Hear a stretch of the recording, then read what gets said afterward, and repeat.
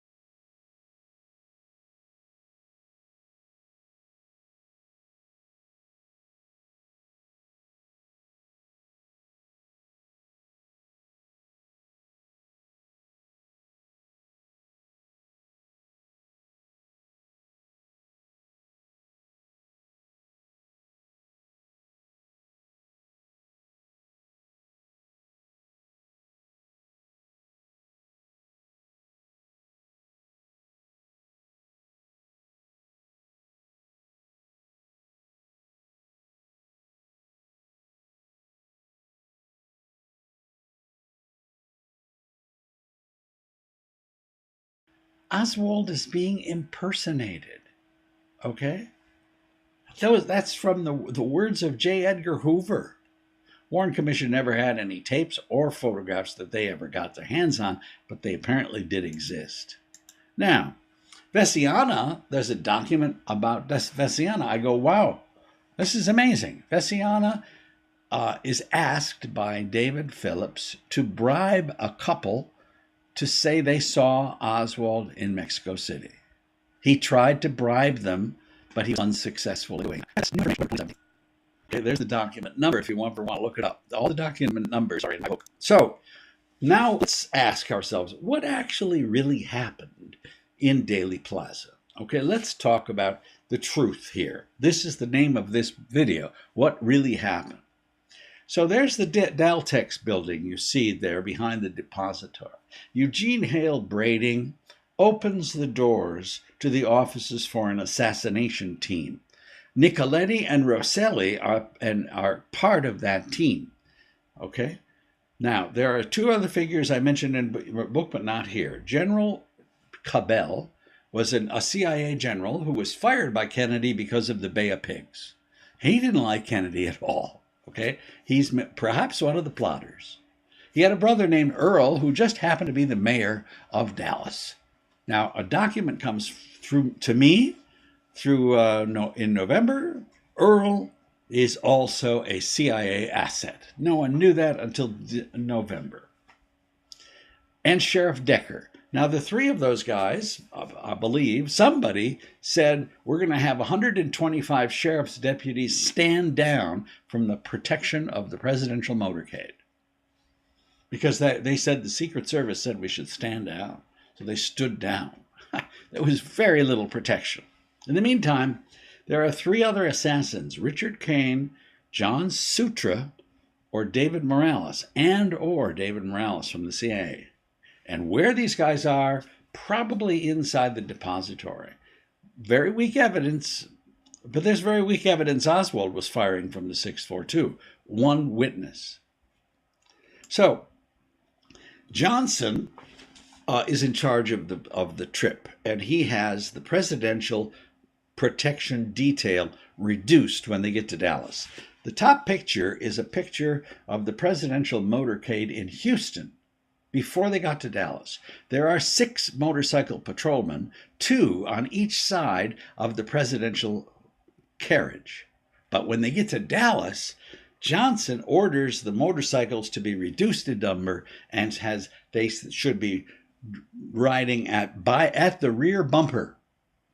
So that gives a complete open shot to whoever wants to shoot the president. Nobody there to interfere with the shot. Nobody on either the left or the right side of the presidential limousine. So Johnson changes the motorcade. Notice that after he's hit, Jackie's reaching backward. But look at the motorcycle patrolmen. They're doing what they're told. They're at the rear bumper. And there are no motorcycle patrolmen on the sides of that car. So the grassy knoll gunman is James Files. I interviewed him over the course of 10 years. I would send him an email, a letter, and 2 months later he would reply. I would send him trick questions because a lot of people said he was a liar. And I would ask, do you know this guy? And I'd just make up the name to think if he was just going to BS his way through. He didn't fall for anything that I sent him. Everything he said seemed to be totally within reason. Okay, and I'm very conscious of the fact that many people say James Files is a liar. So Files said his job was backup. He was waiting for Kennedy to be hit, and his job was to fire at Kennedy if he had not been hit in the head.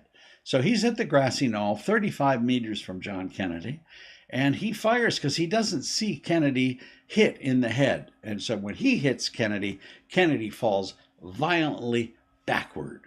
Now, a blow-up of frame 313 of the Zapruder film shows that he's using a frangible mercury round that explodes on impact. It hits Kennedy in the right temple, and the motorcycle patrolman behind Kennedy said, I was covered by a bucket of blood.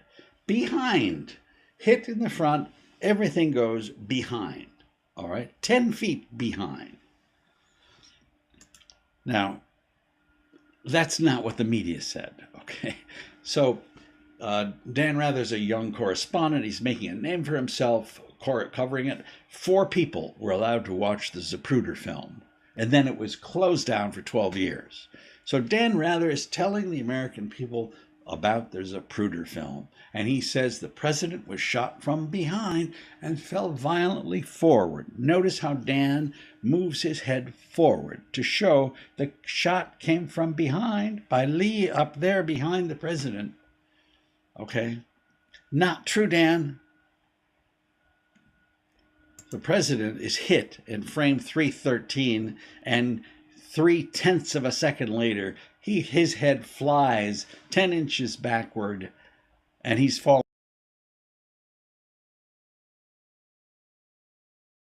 forward, Dan. Now, Dan, in his memoir, 14 years later, said, I was wrong. Thank you. But by that time, everybody, all the busy bees got together and said, you see, the Warren Commission is telling us all the truth. But a lot of people who were not necessarily featured in the Warren Commission report said the shots came from the grassy knoll. Okay? The majority said the shots came from the grassy. Headshot seemed to come from the right front. It seemed to strike him here, and his head went back, and all of the brain matter went out the back of the head. It was like a red halo, a red circle with bright matter in the middle of it. It just went like that. It was a terrible time. You cannot imagine seeing this. You knew it happened, but you didn't want to believe it. The particular headshot must have come from another direction besides behind him, because the back of his head blew off, and it doesn't make sense to be hit from the rear and still have your face intact. So he must have been hit from another position, possibly, in the front or over to the side. I really don't know where. But the back of his head blew off. So I am very dead certain at least one shot, including the one that took the president's skull off, had to come from the right front. And I'll stand by that to my death, over my mother's grave. Well, James Files said he was the one who did it. Okay.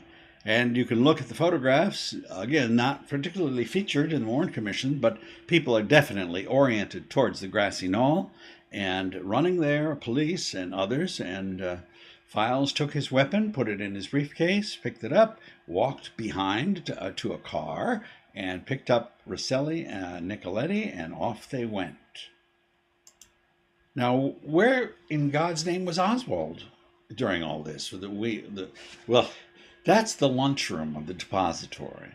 And there's a secretary in the depository who said she saw Oswald eating lunch at 12:15. Well, the president is killed at 12:30. And don't forget, the president is 5 minutes late. So Oswald is going to kill the president of the United States at 12:25 when he's supposed to arrive, but he's having lunch at 12:15, and he's going to go up to the 6th floor and then kill the president of the United States and run down and have a Coke, where a policeman is going to confront him drinking a Coke. And they asked, was he winded? Because he must have run down all those stairs. Well, there's a book called The Girl on the Stairs. She ran down the stairs. She said she didn't see anybody running down the stairs. The Warren Commission timed it, said he had to run down those stairs. He must have been winded to get there that quick. He never was up there. He ate his lunch. He bought himself a Coke. Policeman came in and said, what are you doing here? Okay, maybe he stood in the doorway to watch President Kennedy, but he wasn't up there firing his weapon. Okay? And if he was, man, did this guy have cool that he was eating lunch and then thought, I think I'll run upstairs and kill the president. I don't have to be standing there for a long period of time. I've got it all worked out. It's 5-6 minutes, I'll be up there. So, I don't want to be too ridiculous here, but there were a number of witnesses. 39% of the witnesses said they heard shots from the depository. So if it wasn't Oswald, who was it? Okay, I mean, that is a question that conspiracists need to deal with. Well, we have a few candidates. Sam Giancana, in his book, said Richard Kane with horn-rimmed glasses, an executioner for the mafia. He was in the depository. Another possibility is this guy, Jean Sutra, the Corsican assassin, never mentioned by Giancana, but definitely mentioned by Howard Hunt, hired by William Harvey, the man who actually came to Texas. But this is a wow. Okay, watch. I saw this and I said, oh my God, I can't believe this. French intelligence, this is withheld for 54 years, okay? Nobody knew about this for 54 years, and now we find out about it in November. French intelligence authorities requested we make inquiries concerning the subject. A militant member of the anti-de Gaulle terrorist group reportedly in the U.S. for a brief period in late 1963. Subject reportedly used names of Michael Roux or Michael Murch. He previously obtained information showing it was Michael Roux. He entered the United States November 19th in New York, and he left on December 6th from Laredo, Texas. There's a French assassin, comes to the United States, leaves 10 days, 2 weeks after Kennedy's shot, out of Texas. Okay, thanks for telling us that. 54 years late. Okay, there was a French assassin in Texas at the time. Nice to know. A third possibility is the CIA's favorite, the best assassin in the CIA, David Morales, who had dark skin, who was worked out of Angleton's office. David Morales always told the truth. He said, I was in Dallas when we got the son of a bitch, and I was in Los Angeles when we got the little bastard. Sorry, I'm swearing here, but Morales talked like that. So there are three main suspects. Now, let's talk about witnesses. James Worrell parks his motorcycle behind the depository. He said, I saw a man kind of rushing out of the depository, about 5'7" to 5'10". I had dark hair and a dark sports coat. Oswald didn't have a sports coat. So Worrell saw someone leaving the depository hurriedly. Richard Randolph Carr saw a man on the top floor of the depository with horn-rimmed glasses. Well, who could that be? Later, he saw the same man in a hurry looking over his shoulder leaving the depository. That's another interesting witness, is it not? And this witness I liked a lot here. He and his wife were standing there 10 minutes before Kennedy came. They looked up and they saw a dark-complected man with a rifle in the depository window. And he thought that was a secret. She pointed out to his wife, see, that's the Secret Service. No, that's President Kennedy's assassin. Okay? 3 witnesses. Interesting. So here are the most likely assassins who killed John F. Kennedy. Charles Nicoletti in the Daltex building, Richard Kane in the depository, James Files in the Grassy Knoll, David Morales, we don't know, probably depository. Johnny Rosselli didn't shoot. He was just there to see everything was working fine. Now, there was an acoustic analysis of dictabelt with you've heard this story, a motorcycle patrolman's radio was on. They studied it. They sent it out for 2 scientific investigations. The government said no, but it's likely there were 5 shots altogether, not 3. So with the Warren Commission having destroyed documents, altered documents, whitewashed this and that, we really can't trust evidence that has been supplied by the Warren Commission. If we grant that point, then we have to ask who actually did shoot Officer Tippit as Oswald was going towards the Texas Theater. So there are a number of theories. James Files, I asked him that, and he said, I refuse to say it. He knew who the shooter was, but he refused to say. He did not rat on his friends or associates while they were alive. That's probably why he stayed alive. But he said that this man had passed away, and one of his last wishes was that Files would not disclose it because it would have impacted his children. But someone leaked this information. And here's how the story goes. Files' friend, Gary Marlowe, tall, thin man. This is a picture of Files and Marlowe about 1963. Went to, they were from Chicago, a part of the Giancana gang. And Marlowe's job was to take out Oswald after the assassination, and he messed it up. He was stopped by Officer Tippit, executed Tippit, left town, and didn't finish the job. And that later on fell to Jack Ruby to silence Oswald. So that's how that story goes. But there are a few stories. One lady was not interviewed by the Warren Commission. She heard the shots of Officer Tippit. She came outside. She saw what she saw. She was scared off from testifying. And this is what this lady saw and said. And did you hear the shots? Yes, I heard the shots. And what did you do? I ran out into the street and looked down the street, and I ran back down the street where he was lying, and I looked at him. Now, when you heard the shots and you went out of the house, did you see a man with a gun? Yes, I did. What was he doing? Oh, he was reloading it. When I said he was reloading his gun. And how would you describe that man? Well, he's kind of chunky. He's kind of heavy. He wasn't a very big man. Was he tall or short? Yeah, he's kind of short guy. Short and heavy. Yes. Well, they weren't together. They went this way from each other. The one done the shooting went this way. The other went straight down past the street that way. What was the man man who did not do the shooting, but the man who went in the other direction from the man with the gun. What was he wearing, if you remember? Well, first I remember he looked like light khakis and a white shirt. And was he tall or short? He was tall. And was he heavy or thin? He was thin. But the one who had the gun, seconds after Tippit was shot, he was short. Yes, he was heavy? was short and kind of heavy. Now, did you testify before the Warren Commission about this case? I haven't said anything to anyone. Did anyone come to see you after the murder of Officer Tippit? Yes, he was a man came, I don't know what he was. He came to my house and talked to me.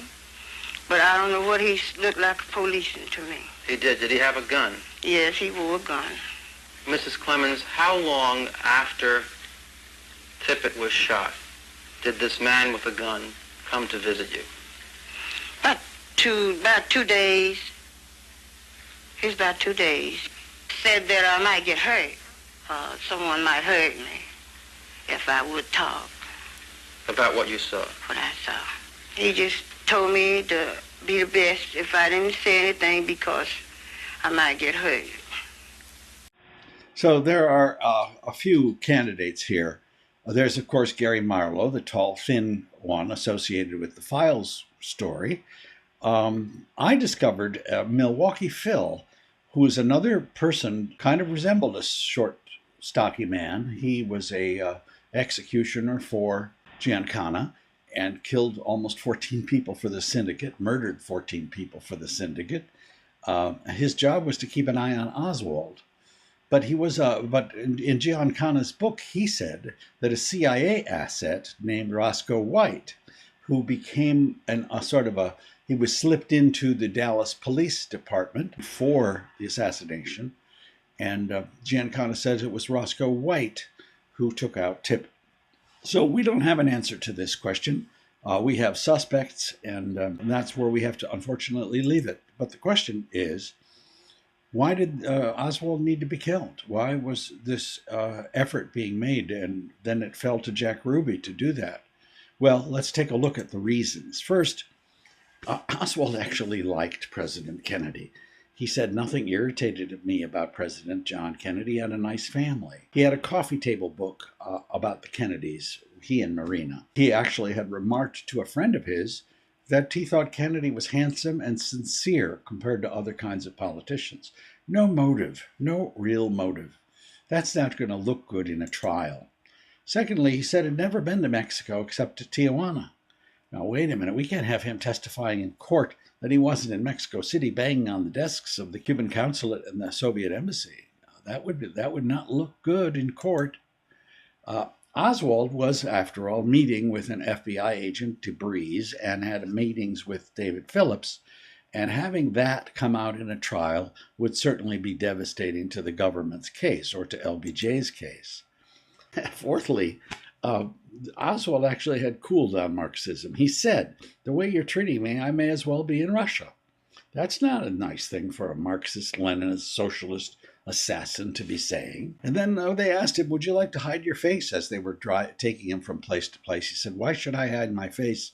I haven't done anything to be ashamed of. Oswald walks his last mile. His assailant moves in from the right.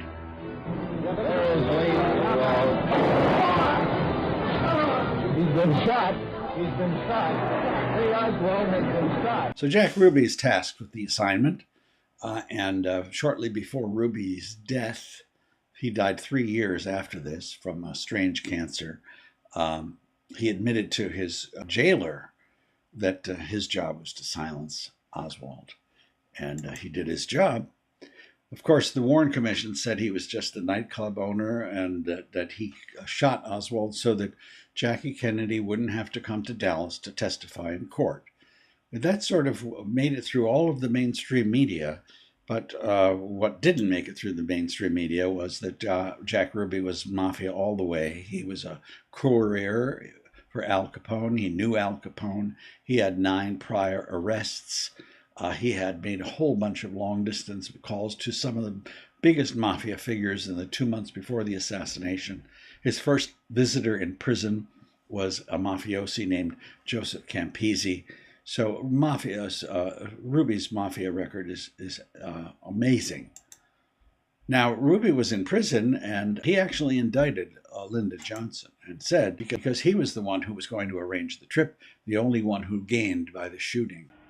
So there's an autopsy in Parkland Hospital, and then they take the body by force away from Dallas to Bethesda, where they're going to do an official autopsy. But the doctors and nurses at Parkland Hospital said they read the autopsy from Bethesda, and those wounds they describe in Bethesda were not the same as the wounds they saw in Parkland. And those are the medical professionals who said, no way. The story that came out of the official autopsy did not correspond to what they experienced in Dallas. Getting on to a few different subjects. These are different chapters in my book. Dorothy Kilgallen, a gossip columnist, scored an interview with Jack Ruby alone in his jail cell. Wow. And she said, I got the scoop of the century. This is going to knock the socks off of everything we knew about the Kennedy assassination. She had a chapter. She showed it to her best friend, Florence Pritchard, and she was on television all the time. And she died in her bed, fully clothed, of barbiturate and alcohol poisoning. Her girlfriend, Florence Pritchard, died the same weekend.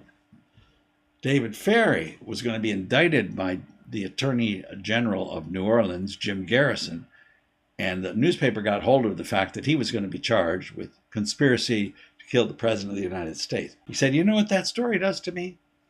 I'm a dead man. From now on, believe me, I'm a dead man. You'll find out soon enough. You'll see.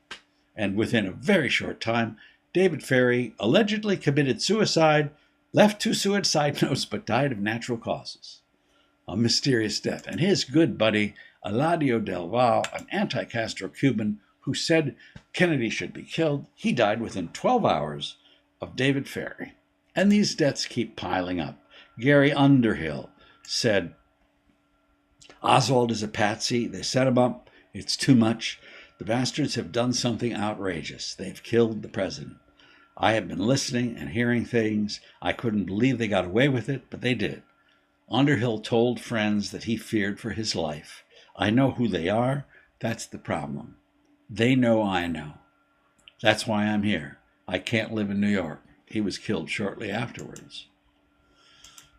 Okay. James Worrell, who was on the motorcycle, died in a mysterious motorcycle accident at the age of 26. Bruce Pitzer was charged with taking films of the Bethesda autopsy. There were rumors that he might have kept a couple of slides for himself. He retired as a young man and then committed suicide. Mary Pinchot Meyer, Kennedy's mistress, read the Warren Commission document and said, this is outrageous. And she was thinking of going public. 10 days later, she was shot in the head and in the heart, arrested. I mean, nobody ever convicted. And there were a lot of people who were supposed to testify in the mid-70s in the House Select Assassinations Committee. Sam Giancana was subpoenaed to testify. The day before he testified, he was shot 6 times around the mouth. Silence is golden. And all those murders you see, look at the dates, between 1976 and 1978. Well, most of these are mafiosi. Okay? So there were articles about, the odds are 1,000,000,000 to 1. There were about 70 people in the table of mysterious deaths. But I'm a social scientist, so I decided, let's look at it differently. Let's look at cause of death and calculate some probabilities. So if you look at the people in this sample, the number of suicides is 10 times greater than it happens in the normal population. The number of murders is 20 times greater than in the general population. Look at natural causes. The blue is the Kennedy sample. The number of people in the Kennedy sample who just died from natural causes it's ridiculously small. The odds are absolutely incredible that something funny is going on. Murder Incorporated is going on. Now, Jackie Kennedy believed that LBJ killed her husband and Robert Kennedy. Robert Kennedy said if the truth were known about Dallas, there would be blood in the streets. Roger Stone said, LBJ had it done, mob, Hoover, all in on it. Okay, so that's how this picture emerged. And you'll get more substance and more detail and more flesh on the bones in the book. There's LBJ. He insisted on being sworn in on the plane on Texas soil. Yes, sir. And he was sworn in on the presidential aircraft. He commandeered the Air Force One right away. Albert Thomas is standing behind him. And this is the most revealing wink of the 20th century. He turns to Albert Thomas. Albert Thomas winks at LBJ. Job well done. Well, that photograph has been excised from the photographic library in the Johnson Library. So this is the whole picture, or pretty much the whole picture. LBJ on top, CIA next, William Harvey, critical person, dealing with Rosselli, who connects them to the mafia, okay? And the mafia gives us 3 assassins, Nicoletti, Files, and Kane. In the meantime, we have 2 CIA functionaries, David Phillips and Howard Hunt, and they're greasing the wheels in New Orleans and Dallas. We don't know exactly what Howard Hunt did, but he did something. And they set up Oswald. He writes his letter to Mr. Hunt saying, I need to know more about what's happening, what's going to happen, what's going down. You know, tell me more before actions are taken concerning my position. And Hoover is there. And Hoover is playing a major role in covering up all sorts of things, destroying documents and not looking at Jack Ruby and hiding the mafia, which had pictures of Hoover in compromising sexual positions. It's all in the book. So I would like to tell you 6 stories that made me say, I got to write another book, and made me say, I know that what I'm saying is right. These are the most important personal things. Now, I'm not a lawyer here adjudicating a case. These are things that really moved me to believe that this is all true. Okay, so these are the most meaningful stories to me, if I could have just a moment. The first is Oswald's Mr. Hunt letter concerning his position. That means Oswald was involved with something and he didn't know what it was about 16 days before he was murdered. That is really important information. Okay, and that certainly moved me. Secondly, the Sylvia Odio story. These ladies are not lying. They're still telling the same story 50 years later. They're not writing any books. He was there at their apartment with right-wing anti-Castro exiles talking about killing Castro. And who he's involved with and why, we don't know. But he is not just the lone assassin who's working in the depository, who gets up one morning and says, I think tomorrow I'll kill the president. He had associates. The third one is Hoover's telephone call to LBJ, where he says, there's a guy here in Mexico who calls himself Oswald, and it isn't Oswald. It's not his voice, and it's not his picture. Now that means Oswald's being set up in Mexico City. Regardless of what Gerald Posner and all these other folks say, it's coming out of Hoover's own mouth. There's an imposter setting Oswald up. Give me a break.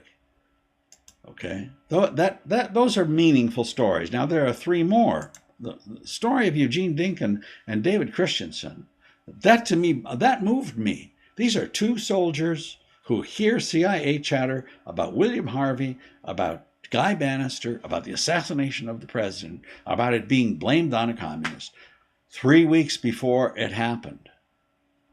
Okay, that's amazing. And the fact that they didn't tell us that for 54 years is pretty incriminating, folks. Pretty incriminating. James Files, everybody says not everybody, a lot of people say he's a liar. One guy said James Files was not even in Dallas. He was watching his daughter being born in a Chicago hospital. I wrote to Files, I said, what do you say about that? He said, that's absolutely true, except my daughter was born in 1966, not 1963. Ha! Okay, so I never caught him in a lie, but Files in 1940, this you haven't heard yet, so this is important. Another wow, the last wow.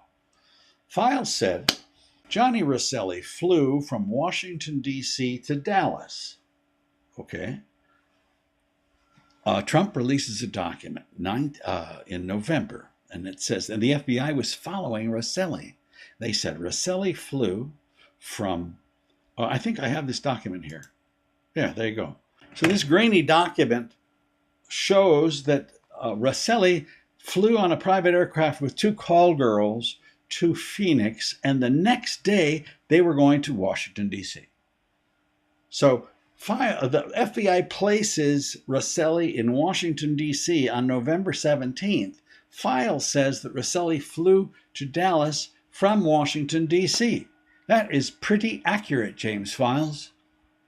Okay? He didn't know that the FBI, this is new information that we just got, okay, about Rosselli's travels. Files had it right on the button. Okay? Files is not lying. Now, the last document to me is very interesting. Jean Sutra's travel to the United States and Mexico, revealed after 54 years. Howard Hunt names a Corsican assassin hired by William Harvey. These are very, very convincing stories to me. If you have an open mind, you got to process this information. So here is my conclusion. All right. And it's very controversial, but this is the conclusion that I think any reasonable person would come to. President Johnson, aided and abetted by the CIA, conspired with and conscripted the American mafia to assassinate the President of the United States on November 22, 1963. The theory, if true, deeply undermines what common rank-and-file Americans believe. It violates every sacred canon that our country is transparent, open, democratic, civil, and governed by the rule of law.